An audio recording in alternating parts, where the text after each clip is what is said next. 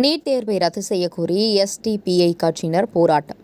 Kovai BSNL அலுவலகம் முன்பு மருத்துவக் கல்வி கார்ப்பரேட் மயமாக்கும் நீட் தேர்வை ரத்து செய்யக்கோரியும் நீட் தேர்வு முறையை கண்டித்தும் எஸ்டிபிஐ கட்சியினர் மத்திய அரசுக்கு எதிராக கண்ணை கட்டி ஆர்ப்பாட்டத்தில் ஈடுபட்டனர். ஆர்ப்பாட்டத்தில் சுமார் 100க்கும் மேற்பட்ட ஆண்கள் மற்றும் பெண்கள் கண்ணை கட்டிக்கொண்டு கண்டன கோஷங்களை எழுப்பினர்.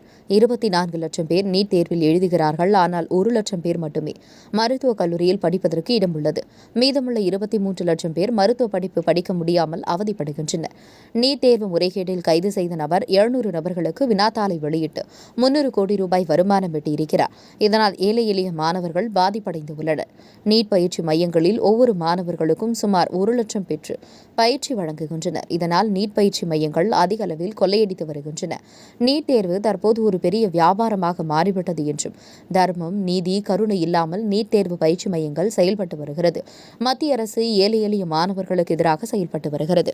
உங்கள் பகுதியில் உடனுக்குடன் முக்கிய செய்திகள் உங்கள் விரல் நுனியில் காண எங்கள் தவசி நியூஸ் 24 சேனலை காண தவறாதீர்கள். உங்கள் கோவை செய்தியாளர் சீனிவாசனுடன் உங்கள் தவசி ரமேஷ்.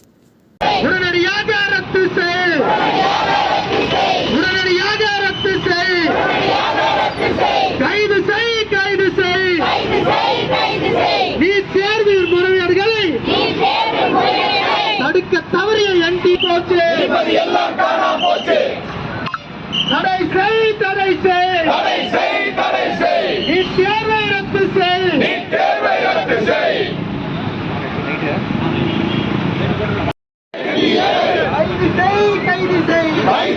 கைது செய், ஜிந்தாபாத், ஜிந்தாபாத், எஸ்டிபிஐ ஜிந்தாபாத், ஏழை நடுத்தர மருத்துவக் கல்வியின் பக்கம்